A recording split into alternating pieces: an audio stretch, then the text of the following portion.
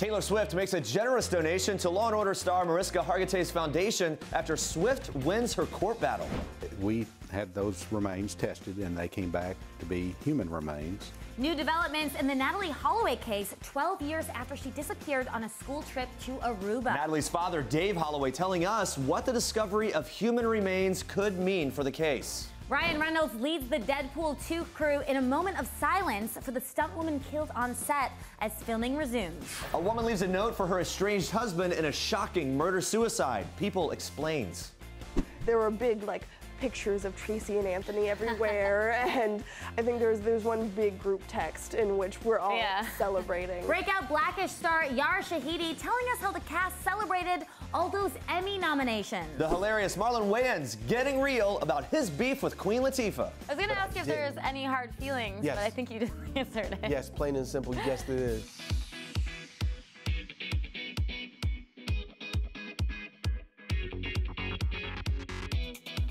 Happy Thursday, People.com and Facebook Live. Welcome to People Now. Lots to get to today, including an update on our favorite royal family, Prince Harry and girlfriend Meghan Markle. They are reportedly vacationing in Africa. So in honor of their exotic vacay, we wanted to know, what is your dream romantic getaway? It's our Facebook question of the day. Let us know in the comments below.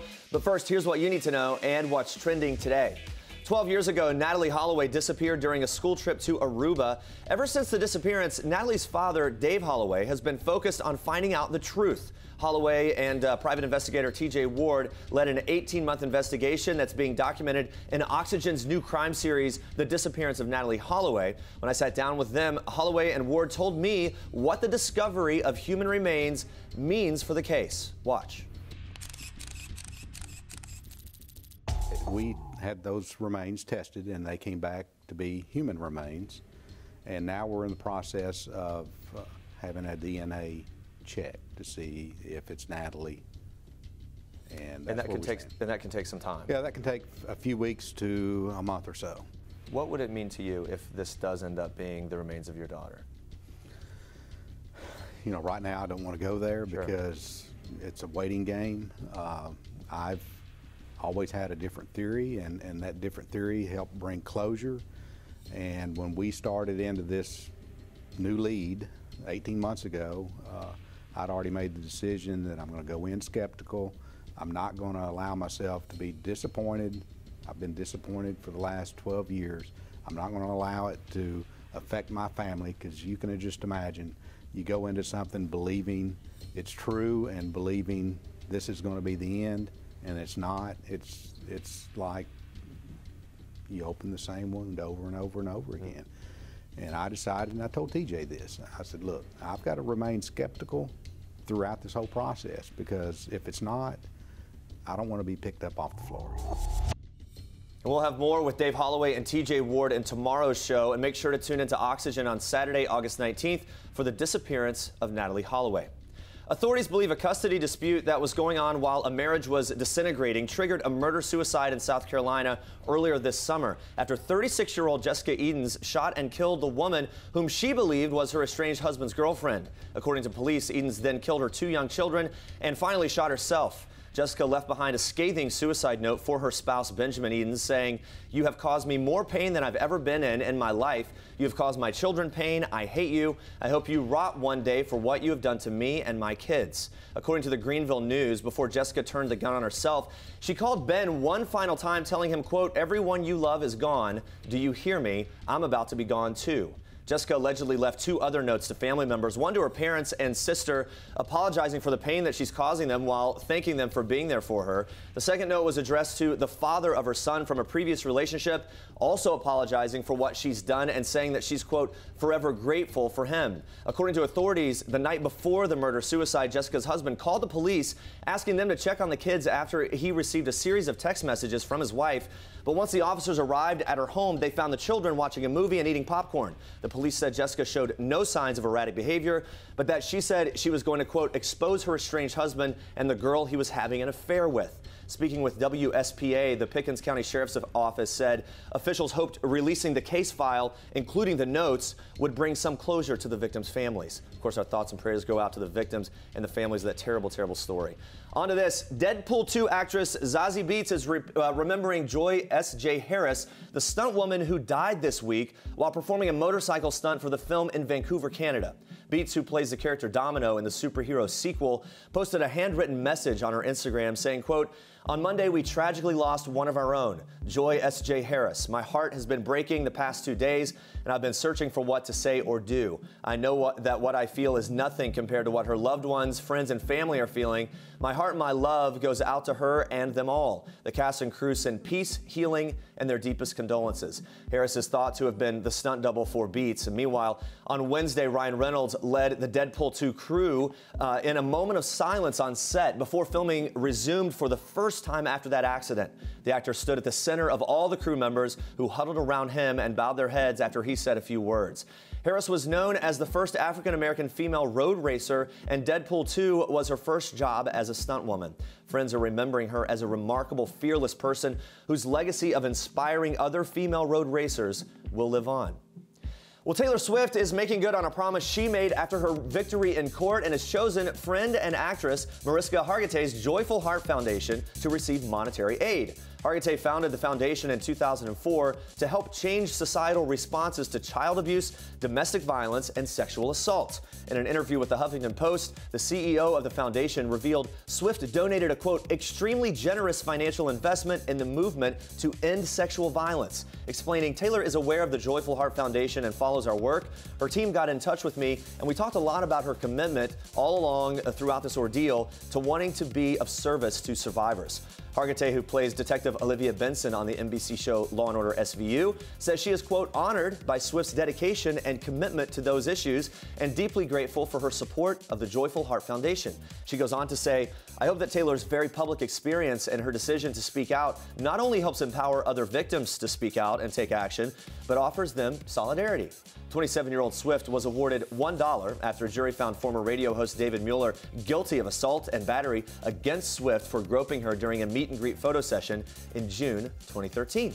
Good morning, Andrea Boehlke. Good morning. All right, let's check in with Facebook Live. We're going to be talking all about Prince Harry and Meghan Markle's romantic vacation to Africa. Yes. You want to know your perfect dream getaway. Edward says, Caitlin says, definitely a glass-bottom private hut over crystal blue water with our own personal hot tub. Caitlin just wants everything, okay? Amanda says Bora Bora. Which would have all those things. Which would, yes. Put these two together. Keep the Facebook comments coming in. More with those very soon. But Andrea, more trending news for us in Star Trek. Jeremy, we are kicking off Star Treks with a little Emmy love. Watch this.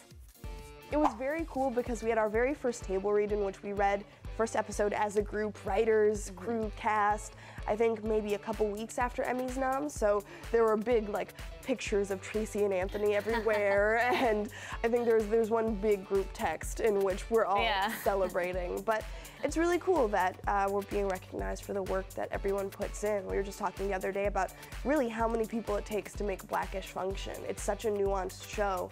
And I think there's so many reasons people appreciate it, but it doesn't take a village, it takes a solid country to make it run. Well, seems like that hard work is definitely paying off. ABC's hit comedy Blackish raked in the Emmy nominations this year. But before star Yara Shahidi hits the red carpet for the big day, the actress is taking some time to encourage girls everywhere to fight for what they want regardless of failure. Partnering with Always for their Like a Girl campaign, Yara opened up to me about her personal setbacks. Watch this. I mean, I feel like I'm constantly going through moments of something that I may deem as failure, and what I've realized is just throughout these past couple years of how to use that as motivation. And even starting in high school, that was a big deal for me because I am a proud straight A student. I remember getting my first C on an English test, and I realized that I had allowed my grade to define who I was. And so what was nice was just unlearning that idea that really defined who I was going to be, and just use that as a reason to really look at my writing skills and my idea that it's okay to have room for improvement, and there's no reason for me to be perfect. Love what she's doing. All right, moving on to this. Just 4 months after Kim Zolciak-Biermann's son was mauled by a dog, the reality star and mom of 6 surprised the 5-year-old with a puppy pit bull for his birthday. Kim revealed her son Cash's new four-legged friend on Snapchat, posting a series of photos with her little boy, along with husband Croy, on Tuesday afternoon. Cash was bitten on the face by a dog back in April, resulting in multiple surgeries to repair the damage. Although he still bears a scar on his eye from the attack, the kindergartner seemed to show no fear of the new dog, cuddling right up with the pup in one of his mom's adorable pics. Cash turned 5 years old on Tuesday and was also gifted a dirt bike by his parents. Well, great to see this little animal lover feeling much better and having a great birthday. And those are your Star Tracks for today. All right, guys, stay with us. We have a royal breakdown on Prince Harry and Meghan Markle's possible upcoming engagement. Oh, my gosh. Plus, Marlon Wayans talks kissing Regina Hall. You do not want to miss that. Stick around. This is King Cutie in People. His Royal Highness Prince George Alexander Louis of Cambridge. These are George's parents, George's home, his Nana, the Queen, and his staff of 644 Englishmen. This is George's dog Lupo, who inspired his favorite book, The Adventures of the Royal Dog Lupo, one George will share now that he's a big brother. People. The details make the story. Don't miss this week's People. Prince William and Prince Harry are featured in a new documentary talking about the tough week between Princess Diana's death and her funeral. The new documentary on the BBC called Diana, 7 Days, airs on August 27th. And joining me now is Diana Pearl, a reporter for People.com. Good morning, Diana. Good morning. Good to see you. Tell us what we learned from this new documentary. Well, William and Harry both open up about the week after their mother's death, before her funeral, and her funeral in particular. William talked about how walking behind his mother's coffin, which, produced that really iconic image, sure, how difficult that was and how he really felt the spirit of his mother there with him. And Harry also spoke about when they went to go greet people outside Kensington Palace, and how he felt, people's wet hands because they had just wiped tears off of their face. Wow. And how powerful that was. Very personal accounts there of what they went through. William also stepping out with his father, Prince Charles, on Wednesday night to attend the Royal Edinburgh military tattoo. We're not talking a normal tattoo here on the skin. What is the significance of this event? Explain this. It's a really big military event with tons of epic performances and, from all sorts of cultures. And both Prince William and Prince Charles attended, which is rather unusual. They usually don't attend events together. Usually William's with Kate and Charles is with his wife, Camilla. So it was a special father-son outing. Sure. All right. Now moving on to Prince Harry. Most of the royals have been on vacation. Prince Harry and Meghan Markle are vacationing in Africa. What is the significance of this trip? Well, Africa is a place that's very near and dear to Harry's heart. He said it's where he feels the most like himself in the entire world. And it's where Prince William proposed to Princess Kate. Right. So, and there have been reports that they might be engaged or getting engaged. What is really going on here? Well, as far as we know, they're not engaged. Okay. When they do get engaged, it will be announced by the palace. It'll be huge news. Right. So don't believe anything until it comes straight from the palace. Okay, so if they aren't engaged, let's talk about that hypothetical for a second. Mm-hmm. If they were to become engaged in Africa, or are already, and then they finally announce it, how would that roll out? What's the sort of royal protocol for that? Well, you can look to Prince William and Princess Kate's engagement, which was almost 7 years ago this fall. They had a big photo call right after it was announced by the palace in the morning. Tons of photographers. That's where Kate wore that really iconic blue wrap dress that sold out instantly. And then they did a sit-down interview with a UK broadcaster.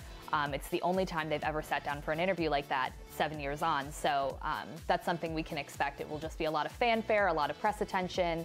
And that's what we'll expect for Meghan and Harry as well. Tons and tons of press attention. Mm-hmm. And I can't wait to talk about that for a long time. Yeah, me too. It's been a lot of anticipation here. How do we feel about the royal family accepting Meghan Markle if they move into engagement? They'll definitely accept her. A member of the royal family, Mike Tyndall, who's married to Zara Tyndall, Zara Phillips, the daughter of Princess Anne, granddaughter of the Queen. He said that she'll do absolutely fine in the royal family.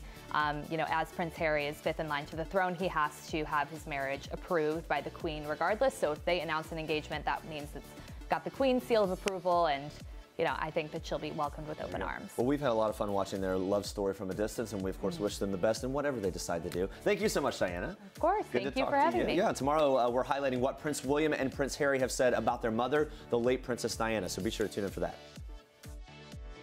With all this running around, we haven't had time to spend with each other. Well, what's good? The fact that you'll have the rest of your life to make it up to me. What happens if I gain 50 pounds, my hairline starts receding, I stop making you smile? Now, I can deal with the bald head and some love handles, but you're gonna have to put the work in to make me smile. You work with Regina Hall in the film. She's hilarious. What was this reunion like working with her? It was fun. We had a good time. You know, she has a ball of laughs, and she has a great smile. So my whole thing was, as my character was, trying to make her smile. Because when Regina smiles, she makes this noise. It's not just a smile. Most people just smile, and she goes. It's like this weird, like, cackling thing. So for me, that let me know I was in pocket to charming a woman. And so that was a lot of fun. And it was good to, you know, finally I kissed Regina. I was the third Wayne she kissed. All she needed, so she kissed my brother. She used to date Damien, and then she kissed me. And I swear, in one of those kisses, I think I kind of taste Sean. Oh my gosh. It's okay, Marlon. Just sharing the love with your brothers, all good, a little family love. The hilarious comedian stopped by People Now to promote his new Netflix movie, Naked. The romantic comedy tells the story of a man who's forced to bear it all after getting stuck in a time loop on his wedding day. Wayans worked with Girls Trip star Regina Hall on the film. Her Girls Trip co-star Queen Latifah beat Marlon in a lip-sync battle over 2 years ago, but the comedian still has some beef with Latif. Watch. Latifah cheated. All right, okay. Have you connected with her since she then? She did an LL Cool J song. I didn't know she was doing that song. That's cheating. Okay, let's talk about I this. did Sam Smith in a blue suit. I spun girls around. I wooed them. There was candles and doves and smoke, like misty smoke. Everyone in the audience had tears in their eyes. I should have won.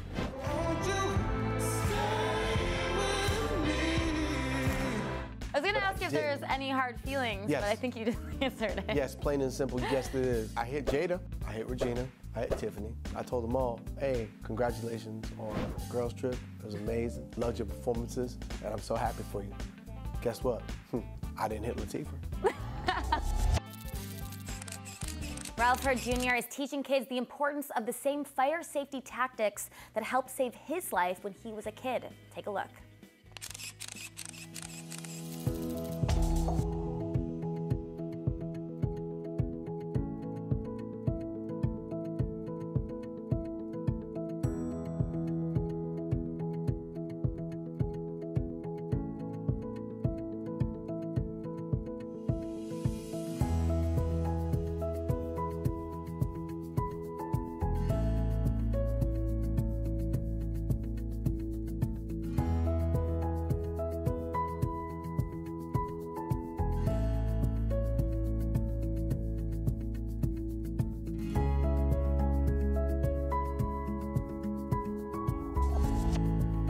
Ralph is joining me live this morning. Welcome, Ralph. How are you? I'm super fantabulous. How are you? And good morning. I'm great. Thanks for joining us. So, Ralph, it is absolutely amazing that you took your awful experience and made it a teaching moment for others. What has the response been from the kids that you've helped educate on fire safety? Oh, it's been overwhelming. The kids are so excited that each time I get an opportunity to interact with them, or even just running into kids in the grocery store. It's Mr. Ralph, good morning. How are you? So I'm really satisfied and grateful to having this interchange with those kids. Yeah, and you know a lot about this topic, but what is the number one thing to know if you do find yourself maybe caught in a fire? Well, if you're caught in the fire, the number one thing I would say is if the smoke get overwhelming, that you should fall, crawl, and call for safety. Fall to the floor, crawl for safety, and call out for help. And then if in case your clothes catch fire, we want you to make sure that you stop, drop, and roll. That way you can roll around a little bit and smother out the flames. And to we want to make sure that we can pass that message. Yeah, so you teach these kids about fire safety. You also promote anti-bullying. What is the message that you teach these kids about that? Hey, that we're all the same. That, God made us all in his eyes. So there's no one better than each other. So you have to take this opportunity and this chance to let somebody else know that, hey, you can't just push people around. And we're all alike, and it's all about love. So you have to show and continue to show love to each other, no matter what race you're from and, what size you are and what kind of scars you have. We just want to make sure that you and the other person can really, have a common goal and know that we just want to just get along. I love that. And what is something that people can do at home to help support your cause? Well, what we want to do is this is what they call a teachable moment. want to make sure that you are prepared and have an evacuation plan. Want you to know that, you know, in the middle of the night that anything can happen. So first of all, I would like, you know, you to stay prayed up and also just have a subconscious mind that anything can happen in the middle of the night and just kind of be prepared mentally. Well, Ralph, thank you so much for everything that you're doing, and thank you so much for joining us today. Well, I sure do appreciate it, and have a super fantabulous day, and happy Thursday, all. Yeah, happy Thursday. Bye. Bye-bye. Your pen game is ridiculous. You have notebooks full of songs, Pete. How badly do you want this? You don't have a musical bone in your body, and you sure as hell can't sing. What kind of music are we talking about here? I'm rapping. Rapping? Rhyming, I'm singing, you know? Yo, Dumbo, get out the street. What's the kid with the clock Elma? This is it. It's the Ritz cracker, a go hot swagger, it's Viagra. I roll stone through Jersey like Jagger in a Jaguar. Well, there's a look at the amazing movie Patty Cakes, which is in theaters this Friday. It's our Toyota People pick of the day. The film tells the story of an aspiring rapper trying to escape her life in New Jersey and make all of her dreams come true. And I had an absolute blast when I sat down with this phenomenal cast. Take a look.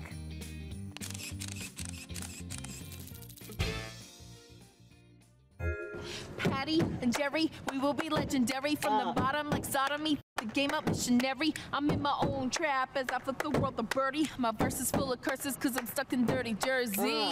One of the things I noticed besides the amazing rapping was you had this New Jersey accent. And you're not from New Jersey, you're from Australia. Yeah. How hard was that to get that New Jersey accent down? It was hard. It was. I just listened to it over and over and over again until it kind of felt like second nature. And then when we're on set, Jeremy would be like, that word. Okay. So it was good. The accent police. Yeah, he was the accent police. So like he was on me, which was really good. I feel like anytime you swore. Anytime I swore. Any four-letter word sounded great. Lords and ladies of the royal court, bow down. The queen is in the building. Introducing Miss Patricia Dabrowski, a.k.a. Patty Cakes, a.k.a. White Trish, a.k.a. Juicy Luciano, a.k.a. Marilyn Manson, a.k.a. Jane Doe, a.k.a. Killer P! I really don't have that much in common with this character at all. Like, I'm not from this country. I never worked a side job in my life.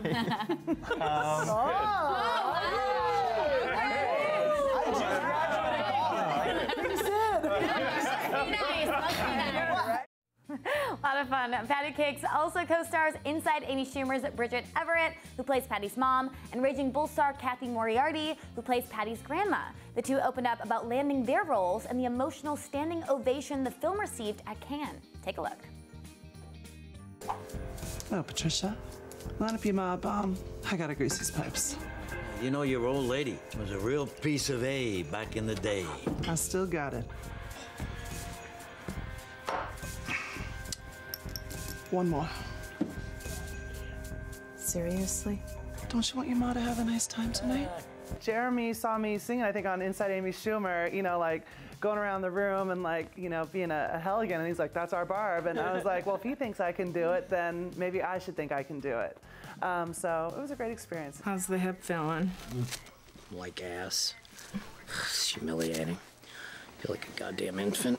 I don't know why you guys just don't take me out in the backyard and put me down like a dog. Cut the crap, Nan. When we went to Cannes, I don't get choked up because I'm too cool to do that.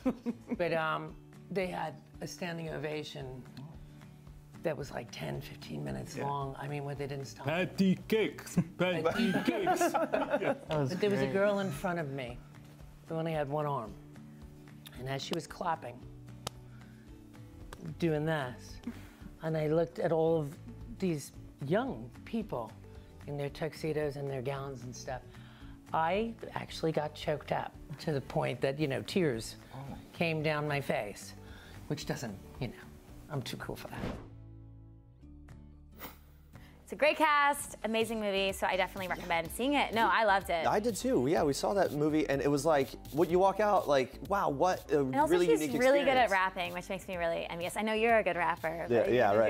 Yeah, maybe sometime. Let's check in We'll with work up to it Facebook and Live promote one it for a last few days time. first. So, in honor of Prince Harry and Meghan Markle's trip to Africa, we are talking dream romantic getaways. Vicky says, my dream getaway is Germany. Lauren says Rome. Crystal says Disney World with her kids. Julie and Angie say Hawaii. Carol says just a trip anywhere by myself. No one else. Something about solitary time. What's your dream? Now listen, this is the Ireland. woman you've traveled the world I have. on Survivor. Ireland. I've been dying to go to Ireland. Ireland, that's a good Yes. one, yeah. Mine would be, since you asked, thanks for asking, being interested. I don't really... I want to go to Australia. I do, Nice. and I'm not. We've been talking about that actress from Australia, or one of our crew guys from Australia. That's yeah, really he's gonna be nice. so happy in here. I know that means a lot to you. All right, thank you so much for watching, guys. Be sure to Thank tune in you. again tomorrow at 8:30 a.m. Eastern. We are getting pumped for Game of Thrones this weekend. Looking forward to Jon Snow. Will he do? What's he gonna do here? Is he gonna get in there with the White Walkers and all that stuff? I don't know. Who knows? I'm flustered because I'm so excited, and I don't know what's going to happen. We're bringing you all the best things Prince William and Prince Harry have said about their late mother Diana as well. All of that coming up. Yes, thanks for watching. And for now, we leave you with We a leave you with goodbye. a goodbye. That's it. Change of plans. Yes. Bye-bye. Thank you, guys. See you tomorrow.